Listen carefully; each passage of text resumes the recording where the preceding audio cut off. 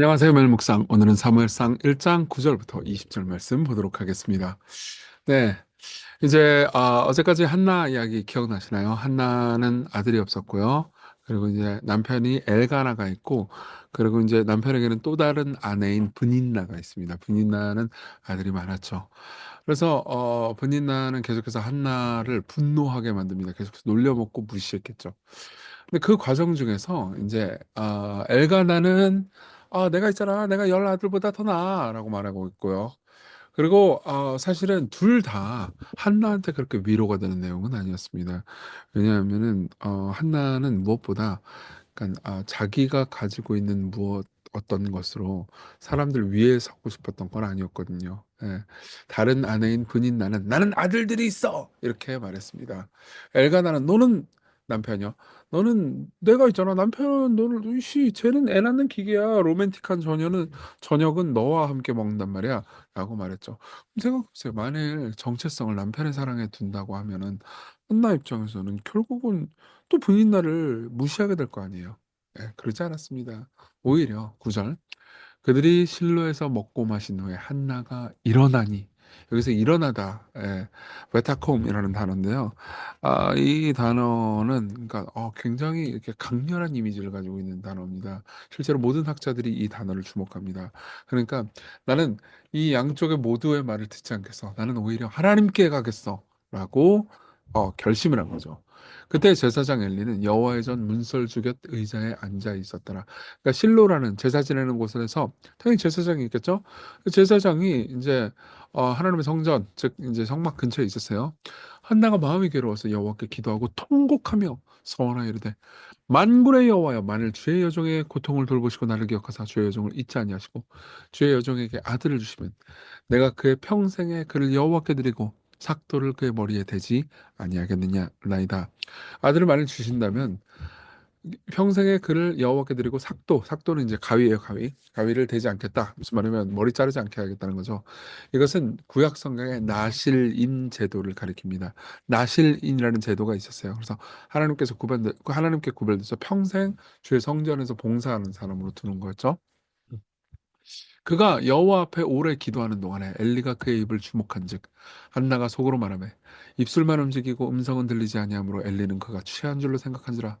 엘리가 그에게 이르되 네가 언제까지 취하겠느냐 포도주를 끊으라 하니. 그러니까 엘리는 제사장인데도 불구하고 영적인 민감성이 없었어요. 그래서 이게 기도하는 건지 술 취한 건지 구분을 못할 정도로 영적으로 완전히 무뎌져 있었던 거죠. 근데 오히려 한나는 자기 자신을 하나님께 드리는 기도를 하고 있었습니다. 그러니까 한나가 이렇게 얘기합니다. 한나가 대답하여 이르되 내 주여 그렇지 아니하니이다. 나는 마음이 슬픈 여자라 포도주나 독주를 마신 것이 아니고 여호와 앞에 내 심정을 통한 것일 뿐이오니 당신의 여종을 악한 여자라 여기지 마옵소서. 내가 지금까지 말한 것은 나의 원통함과 격분됨이 많기 때문이니이다 하는지라. 근데 여기서 여러분들이 주목해야 되는 것 중에 하나는요. 원통함과 격분됨이 많은데 그 원통함과 격분됨을 하나님께 기도할 때 하나님께 풀고 화를 내는 방식으로 기도한 게 아니라는 겁니다. 오히려 나실인으로 내 아들을 드리겠습니다라는 헌신의 기도를 하죠. 예. 그러니까 엘리가 대답하되 이게 복수하고 싶은 마음이 없는 거예요. 진짜 한나는 신앙이 좋은 거죠. 그러니까 엘리가 뭐라고 그러냐? 17절. 엘리가 대답하여 이르되 평안히 가라. 이스라엘의 하나님이 내가 기도하여 구한 것을 허락하시기를 원하노라 하니 이르되 당신의 여종이 당신께 은혜 입기를 원하나이다 하고 가서 먹고 얼굴에 다시는 근심빛이 없더라. 예. 무슨 말이죠? 그러니까 이제 하나님께 자기 자신을 다 드리고 나니까 오히려 이제 마음이 편안해진 거예요.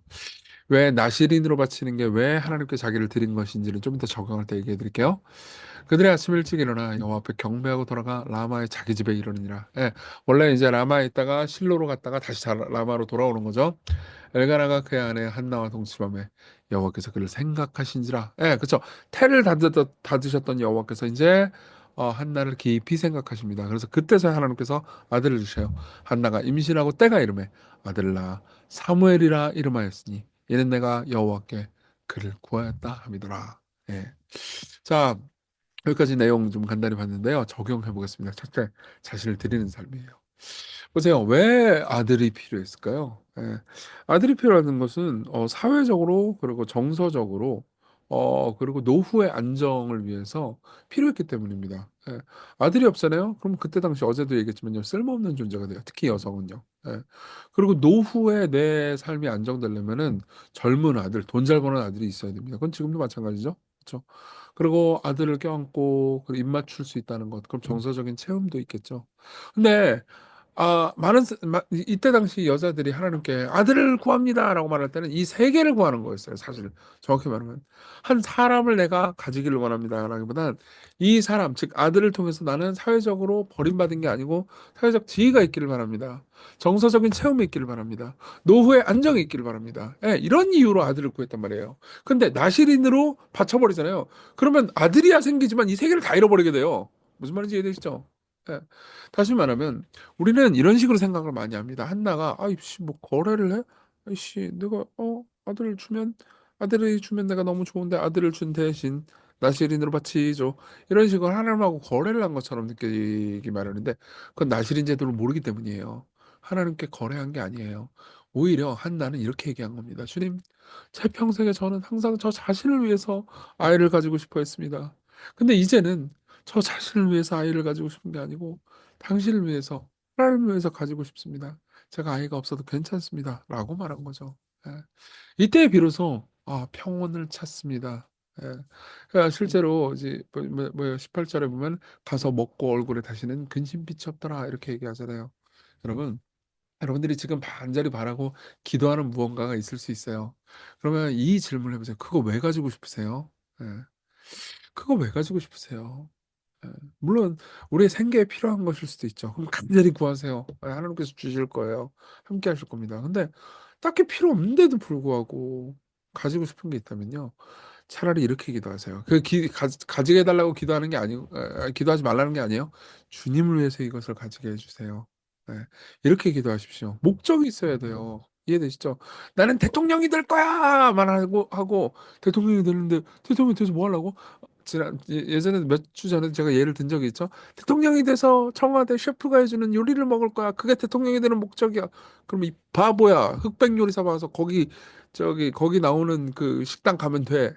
이렇게 얘기하고 싶지 않겠어요?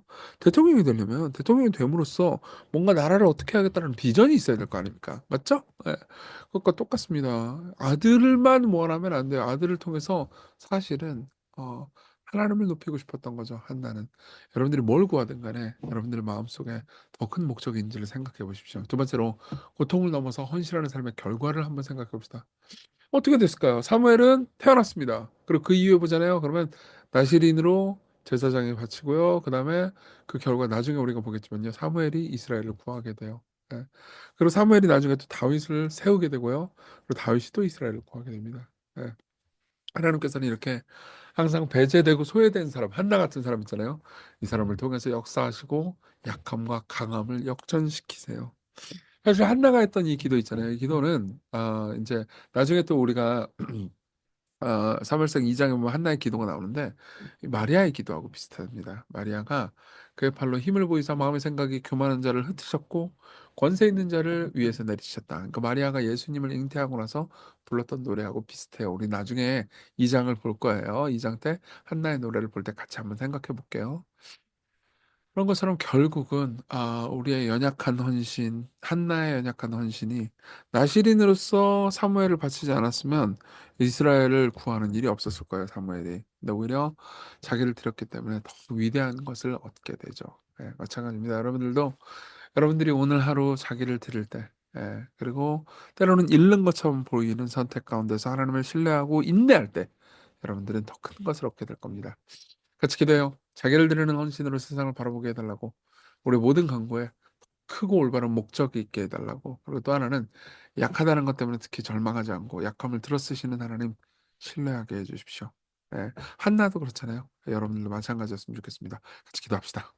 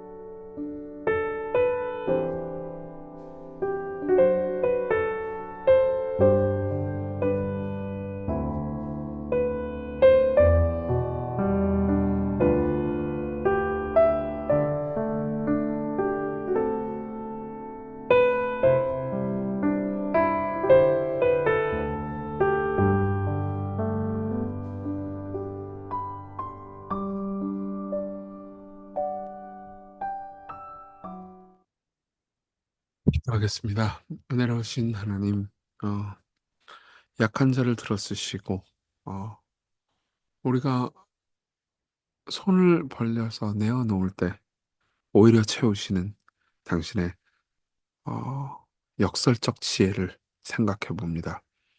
오늘 당신의 지혜를 따라서 하루를 살게 해주세요. 예수님 이름으로 기도했습니다. 아멘. 하나님의 은혜 안에서 오늘 기쁜 하루 되세요.